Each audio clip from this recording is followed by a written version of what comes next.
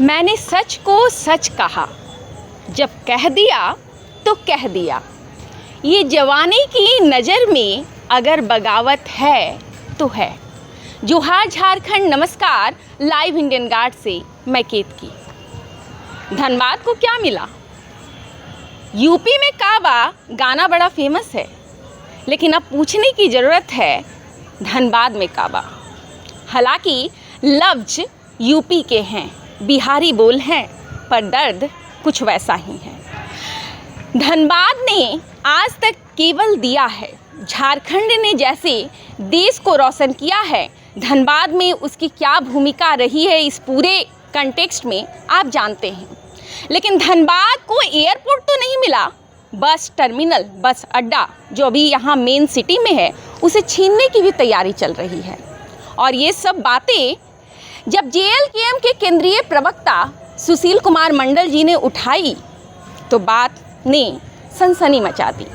आइए बात करते हैं सुशील जी से और जानते हैं, समझते हैं, क्योंकि ये मामला जो है उसमें क्लैरिटी का भी अभाव है, पेचीदा मामला है और पर्दे के पीछे काफ़ी कुछ हो रहा है। हो सकता है जब पर्दा गिरे तो पूरी की पूरी पिक्चर चेंज हो गई हो। जोहार सुशील जी। जोहार। सबसे पहले आपके व्यूअर्स को जोहार, तमाम झारखंड वासियों को जोहार जी। ये जो बस अड्डा ट्रांसफ़र करने की बात चल रही है, जो अभी बरटार बस स्टैंड है, उसे कहीं कतरास की तरफ लेके जाना है, क्या मामला है ज़रा दर्शकों को समझाइएगा। सबसे पहले देखिए, बस अड्डा, केवल बस अड्डा को परफेक्ट में अगर बात करें तो केवल बस अड्डा ही नहीं है। ठीक है। धनबाद को अगर देखा जाए तो पिछले 24 वर्ष 25 वर्ष हो चुके हैं झारखंड अलग हुए। धनबाद को तब से केवल सपना दिखाया गया। आज तक जितने जनप्रतिनिधि आए सब ने दिखाया कि धनबाद में ऐसा डेवलपमेंट होगा, वैसा डेवलपमेंट होगा। क्योंकि देखिए, धनबाद का पहचान जो है, धनबाद एक ऐसा ज़िला था जो झारखंड में पहचान का मोहताज नहीं था। यहाँ पर ISM है, यहाँ पर BIT सिंदरी है, यहाँ पर कोल माइंसेस हैं, कोल कैपिटल ऑफ इंडिया कहा जाता है धनबाद को। बिल्कुल। लेकिन इसके बाद भी धनबाद को पिछले 24 वर्ष में कुछ मिला नहीं और लोग यहाँ पर मौन रहे। नहीं मिलना और आपका मौन रहना दोनों एक दूसरे के कहीं ना कहीं कॉन्ग्रुएंट हैं। तो आपको नहीं मिला, आप चुप रहे। आपको एयरपोर्ट नहीं मिला, जनता चुप रही। सपना भले ही दिखाया गया तमाम जनप्रतिनिधियों द्वारा। आपको एम्स का सपना दिखाया गया, वो भी नहीं मिला। हेल्थ व्यवस्था क्या है धनबाद में? अब क्या है कि बेसिक जो यूनिट होता है ट्रांसपोर्टेशन का, एक जगह से दूसरे जगह जाने के लिए बस होता है। अब वो बस टर्मिनल जो स्टेशन से 2 किलोमीटर 1.5 किलोमीटर के रेडियस में था, अब उसे भी उठाकर यहाँ से 20 किलोमीटर दूर ले जाया जा रहा है। बहुत ही गंभीर सवाल है, बहुत ही संवेदनशील मामला है। लोग अब अगर नहीं जागे, अब अगर नहीं समझे तो एम्स से ज़्यादा नुकसानदेह है ये।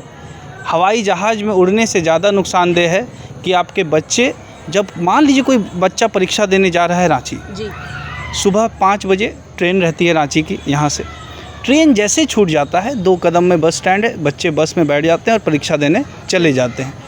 पर अब क्या होगा, ट्रेन अगर छूट गया तो समझिए एग्ज़ाम भी छूट गया। इसके बाद जैसे कतरास जा रहा है बस स्टैंड, तो कतरास के लोग कह रहे हैं कि उनके यहाँ डेवलपमेंट होगा, उनको ये भारी नुकसान सहना पड़ रहा है। तो अभी अगर जब मैंने ग्राउंड लेवल पे इसकी जब तहकीकात की, लोगों से जानकारियाँ ली, तो ये पता चला कि लगभग कतरास रीजन से लगभग 400 से 500 बच्चे हर दिन बस से बैठकर धनबाद आते हैं। SSLNT कॉलेज में, BBMK यूनिवर्सिटी में, PK रॉय कॉलेज में। तो उनका भी आवागमन अब जो मोड ऑफ ट्रांसपोर्टेशन को वो महीने में 300 से 400 रुपये में कर लेते थे, अब उसको लगभग 2000 तक देना पड़ेगा, क्योंकि बस तो रहेगी नहीं। बस में वो 10 रुपये का भाड़ा देकर, सिंपल लैंग्वेज में समझा रहा हूँ, मैं किसी राजनीतिक दल पर अभी टीका टिप्पणी नहीं कर रहा हूँ, कि बस में 10 रुपये देकर वो आ जाते थे और 10 रुपये देकर वो चले जाते थे। अब क्या है, ऑटो का फेयर लगभग 25 से 30 रुपये है, तो वो ऑटो से आएंगे और पर डे उनका 50 से 60 रुपये का एक्सपेंस हो जाएगा। तो जो 20 रुपये में जो एक्सपेंस हो जाता था वो अब 60 रुपये में तब्दील हो जा रहा है एक दिन का। तो कतरास के बच्चों को भी नुकसान है, कतरास से आने वाले लेबर्स हैं उनको भी नुकसान है, क्योंकि लेबर्स जो दिहाड़ी मजदूर हैं उनकी लगभग 250 से 300 रुपये रहती है एक दिन की। अब उसमें 300 रुपये में वो 280 रुपये लेकर घर चले जाते थे, 20 रुपये खर्च करते थे जाने आने में। अब वो लगभग 50 से 60 रुपये दे देंगे, इसके बाद 240 रुपये उनको बचेगा। तो आजीविका में भी, परिवार के आजीविका में भी बहुत बड़ा नुकसान पहुंचेगा। इसके बाद मान लीजिए बस टर्मिनल वहाँ पूरी तरह शिफ्ट हो जाता है। बस ओनर्स का कहना है कि मैंने उनसे भी बात किया, बस ओनर्स का जो एसोसिएशन है उनसे भी बात किया मैंने, तो उनका कहना है कि अब ऑब्वियस सी बात है कि कतरास में सारे पैसेंजर्स जाएंगे नहीं, कुछ पैसेंजर्स जाएंगे, फिर उनको बस इस रीजन में लाना होगा धनबाद, और फिर धनबाद से वो रांची जाएंगे। धनबाद से ऑब्वियसली वहाँ से यहाँ का जो एक्स्ट्रा उनका जो फ्यूल का एक्सपेंस बढ़ेगा, तो उन लोगों को कहना है कि हर फेयर में लगभग 50 से 100 रुपये का इंक्रीमेंट भी हो जाएगा अगर बस टर्मिनल वहाँ जाता है। तो ओवरऑल अगर देखा जाए तो केवल नुकसान है, और क्या कारण है वहाँ शिफ्ट करने का इसकी कोई पुख्ता जानकारी नहीं है। ना यहाँ के जनप्रतिनिधि के पास है, ना यहाँ प्रशासन के पास है, ना नगर निगम के पास है, किसी के पास नहीं है। और अगर मौन रही धनबाद की जनता इस बार तो बहुत भारी नुकसान होगा। बिल्कुल। दर्शकों आपको बता दूं, फ़िलहाल धनबाद में बस अड्डा जो है वो बरटार में है। लोग बोलते हैं बरटार बस स्टैंड। एक नया फ्रेज है, आप कह सकते हैं शब्द, जो अभी न्यूज़ में चल रहा है, interstate bus terminal. Sushil ji इस पे बात करती हूँ पहले। इंटरस्टेट बस टर्मिनल जो है किस काम के लिए ये यूज़ होता है, कैसी बसेस यहाँ आती और जाती हैं, और क्या इसके बनने से कहीं फ़ायदा होता है? इसीलिए देखिए, इंटरस्टेट बस टर्मिनल जो होता है वो दूसरे राज्य से आने जाने के लिए जो बस रहते हैं जी, उनका उपयोग होता है लंबी दूरी, लंबी दूरी के लिए। और ये बेसिकली जो मेट्रोपॉलिटन सिटी है, बड़े बड़े शहरों में इनका इस्तेमाल ज़्यादा है, क्योंकि वहाँ से कनेक्टिविटी लगभग 20-25 शहरों का, 20-25 मतलब अगल बगल अगर देखा जाए तो 14-15 राज्यों से बस मिल जाता है वहाँ पर। लेकिन हमारे अगर धनबाद में देखा जाए तो यहाँ उड़ीसा के लिए बस नहीं है, यहाँ दिल्ली के लिए बस नहीं है, यहाँ बनारस के लिए भी बस नहीं है। गिनी चुनी अगर होंगी तो एक बस होंगी, शायद नहीं है। अगर देखा जाए तो केवल 2 राज्य के लिए यहाँ बस है, बिहार के लिए और वेस्ट बंगाल के लिए। तो 2 राज्य के बस, जब मैंने बस ओनर से इसकी भी जब डाटा वाइज जानकारी लिया मैंने, तो उनका कहना है कि लगभग 40 से 50 बस जो हैं वो दूसरे राज्य के लिए हैं, और 150 बस जो हैं वो विद इन द स्टेट। तो आप कहते हैं कि हम ट्रांसपोर्टेशन को, यहाँ के ट्रैफिक व्यवस्था को सुधारने के लिए वहाँ ले जा रहे हैं, तो आप 50 बस ले जाने के लिए इतना बड़ा इन्वेस्टमेंट करेंगे और 150 बसेस यहीं रह जाएंगी। सबसे पहले ले जाने का तो पूरा ही शिफ्ट करने का, मतलब बस स्टैंड पूरा शिफ्ट करने का प्लानिंग पूरे बस स्टैंड को शिफ्ट करने का है जी। अब जब सवाल उठ रहा है, जब मेरे सवाल के बाद विवाद काफ़ी बढ़ रहा है, तो विवाद से बचने के लिए वो लोग केवल कह रहे हैं जी, पर on written document they are not ready to give. वो लोग नहीं कह रहे हैं, मतलब कोई क्लैरिफिकेशन नहीं देना चाहते, क्योंकि उनका प्लानिंग है पूरे बस स्टैंड को ही ले जाने का। पर अभी विवाद को रोकने के लिए, विरोध जो होगा, जन आक्रोश जो उठेगा, उसको रोकने के लिए वो एक कन्फ्यूज़न पैदा कर रहे हैं कि किसी तरह इसको जनता को जिस तरह आज तक, भोली भाली जनता को जिस तरह बहलाया गया है, ये लोग प्रयास कर रहे फिर से बहलाया जाए। पर JLKM और सुशील मंडल कभी भी अब आने वाले समय में धनबाद की जनता के साथ अन्याय होने नहीं देगा। अगर आपको ISBT ही बनाना है तो यही बनाइए, यहाँ क्या असुविधा है? जमीन है लगभग 22 एकड़ ज़मीन है यहाँ, वहाँ 11 एकड़ ज़मीन में बन रहा है, डबल है। अच्छा, वहाँ के लिए ज़मीन अलॉट कर दी गई है? ज़मीन का ट्रांसफ़र हो चुका है और उनको 6 महीना ही समय दिया गया है। 6 महीने के अंदर पूरे बस स्टैंड को वहाँ ले जाने की बात है। अच्छा, मतलब ये प्लान तो कई सालों से चल रहा होगा, लेकिन उस लेवल पर जनता को जानकारी नहीं दी गई कि ऐसा कुछ होने वाला है, और अब अचानक से ज़मीन जो है उसके लिए जो भी प्रोसेस है उसको कंप्लीट कर लिया गया है। 6 महीने का अल्टीमेटम भी है कि उतने दिन में कर लेना है, और अब जनता को पता चल रहा है इस मामले में। देखिए, जैसे बड़े बड़े शहरों में या दूसरे देशों में जब कोई एक, ये तो है कि आपका पब्लिक इशू है, तो क्या इसे पब्लिक फोरम में नहीं रखा जा सकता था? क्या 10-12 जनप्रतिनिधियों को बुलाकर, अलग अलग पार्टियों से, उसके बाद कुछ जनता को बुलाकर, जो सजग जनता है धनबाद की, उनको बुलाकर एक पब्लिक ओपिनियन नहीं ले जाया जा सकता था? पर यहाँ क्या है कि सब कुछ भीतर खाने चलता है। धनबाद में सब कुछ भीतर खाने चलता है, कोयला से लेकर बालू तक, बालू से लेकर लोगों की ज़िंदगी तक, हर कुछ यहाँ भीतर खाने चलता है और पब्लिक को 1% का भी हक नहीं है कि उनके भविष्य का जो प्रश्न है, जी, जी। भविष्य का जो उनका जो आगे आने वाले भविष्य का जो रोड मैप है, जनता उसे डिसाइड करे। इसके लिए जनता को 1% का भी हक नहीं है। बिल्कुल। अच्छा, धनबाद इतना बड़ा है, बस टर्मिनल शिफ्ट करना है, पहले तो शिफ्ट करने में ही दिक्कत है। मान लीजिए शिफ्ट करना भी था तो कतरास ही क्यों इसके लिए चुना गया? क्या इसके पीछे कुछ राजनीतिक समीकरण भी हो सकते हैं? अगर राजनीतिक रूप में इसे देखा जाए तो ये जो पड़ता है वो बागमारा विधानसभा पड़ता है जी। बागमारा विधानसभा पर ये गिरिडीह लोकसभा पड़ता है। अच्छा, मतलब ये धनबाद की लोकसभा से बाहर चला जाता है। तो अगर आने वाले भविष्य में वहाँ पर कुछ डेवलपमेंट भी किया जाए कि धनबाद की जनता डिमांड करेगी कि मुझे उस बस टर्मिनल में एक पानी का नल लगाना है, हाँ, छोटा सा। बिल्कुल बिल्कुल। तो किससे डिमांड करेगी? जाकर गिरिडीह लोकसभा के सांसद चंद्र प्रकाश चौधरी से करेगी और वो कहेंगे कि हम क्यों करें, ये तो मेरी जनता तो है ही नहीं वहाँ पर।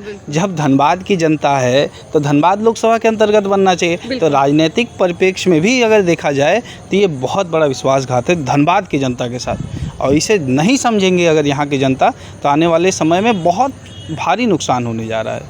अच्छा, इस मामले को लेकर एक वीडियो भी बड़ा वायरल हो रहा है राज सिन्हा जी का, धनबाद विधायक का। आपने शायद इस मामले में उनसे बात की, उनका स्टैंड ऑन फोन कॉल क्या रहा? देखिए, उनका चाहे अगल बगल विधानसभा के लगभग मैंने सिंदरी विधायक से भी बात की, सबका यही कहना था कि हमसे नहीं हो पाएगा। मतलब ये उनके बस का नहीं है? हाँ, बस स्टैंड को रोकना उनके बस का नहीं कि मैंने प्रयास किया। अच्छा, हाँ, तो कहाँ प्रयास किए? आपने अगर प्रयास किया होता तो आप लोग लोकतंत्र के चौथे स्तंभ से हैं। सड़क पर आप लोगों ने कभी माइक ले जाकर उनसे सवाल किया? वो मौका ही नहीं दिए। वो सड़क पर आकर आंदोलन करते, तब हम मानते कि आपसे नहीं हुआ। आप बंद कमरे में क्या आपका सेटिंग गेटिंग हो रहा है, क्या चल रहा है, उसकी जानकारी तो धनबाद की जनता को नहीं है।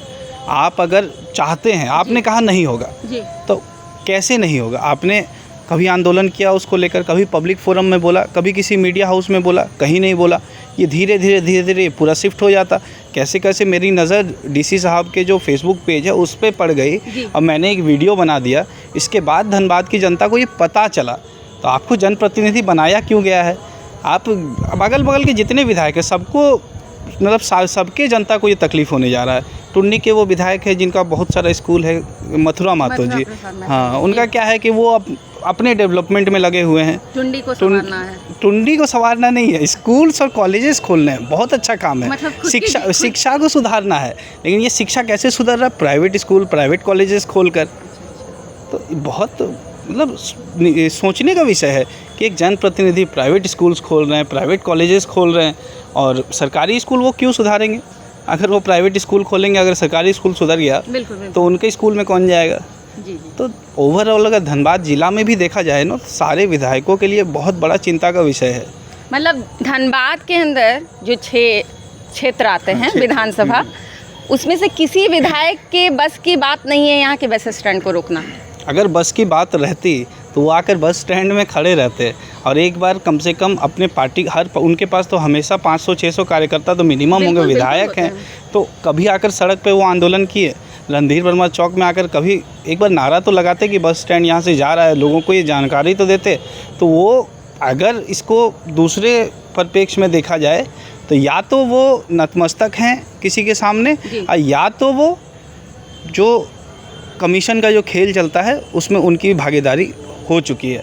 और अगर धनबाद की जनता इन 6 विधायक को अगर इस बस टर्मिनल में वो आकर बस टर्मिनल को नहीं रोकते हैं तो धनबाद, पूरे धनबाद जिला की बात कर रहा हूँ, 6 विधानसभा, सबको 6 विधायक का बहिष्कार करना चाहिए। गिरिडीह लोकसभा चला जा रहा है और धनबाद लोकसभा के जो सांसद हैं उनको ऐतराज़ नहीं है उनके एरिया का सारा इंफ्रास्ट्रक्चर दूसरे के एरिया में जा रहा है? क्या गठबंधन धर्म है भाजपा? देखिए, बेसिकली अगर देखा जाए तो ये बागमारा विधानसभा के अंतर्गत बन रहा है, जिनका कमांड उनके घर पे रहता है जी। एक स्टेडियम भी बन रहा है, वो भी बागमारा विधानसभा के अंतर्गत ही बन रहा है। तो वो तो सोच रहे हैं सब कुछ मेरे घर आ रहा है। वो होता है ना कि हमें, देखिए एक डायलॉग है हमारे गाँव में, कहा जाता है कि हमें मुखिया हमारे घरे चापाकल, हमें मुखिया हमारे घरे कुआं, हमें मुखिया हमारे घरे चबूतरा। सेम वही है कि धनबाद की जनता से उनको मतलब नहीं है। ऑन कैमरा कहना पड़ रहा है, नहीं कहना चाहिए। एक जनप्रतिनिधि हैं, धनबाद के इतने बड़े क्षेत्र के माननीय सांसद हैं, लेकिन उनको धनबाद की जनता से अगर मतलब रहता तो वो धनबाद लोकसभा के अंतर्गत तो कम से कम इन सब चीज़ों को लाते। स्टेडियम भी चला गया गिरिडीह लोकसभा में, बिल्कुल चिंता का विषय है। स्टेडियम भी चला गया गिरिडीह लोकसभा में, और बस स्टैंड भी जा रहा है गिरिडीह लोकसभा में। हो सकता है आने वाले समय में अगर एयरपोर्ट खुलता है तो वो भी कहीं गिरिडीह लोकसभा में ना चला जाए। सवाल कई सारे हैं, कुछ का जवाब हमने कोशिश किया कि आपको मिले। एक छोटी सी कन्वर्सेशन रही, क्योंकि मामला जो है जन सरोकार का है, लेकिन हुक्मरानों को इससे कोई खास लेना देना नहीं है। क्योंकि ये मामला मीडिया तो खैर जानती हो ना जानती हो, लेकिन जनता कितना जानती है इस पर लगातार संदेह जारी है। क्योंकि बहुत सारे लोगों को आज तक नहीं पता है कि ऐसा कुछ होना है। लोग बात चर्चा कर रहे हैं कि क्या ये सच है, बस अड्डा यहाँ से जाने वाला है, और इस तरीके की चर्चाएं अभी टी स्टॉल्स पर आम हो गई हैं। हालांकि सवाल जो सुलग रहे हैं उनका जवाब अति शीघ्र मिलना ज़रूरी है। और सबसे बड़ी बात, धनबाद में काबा, धनबाद में कुछ लाने की ज़रूरत तो है ही, साथ ही साथ जो है उसे बचाए रखने की भी ज़रूरत है।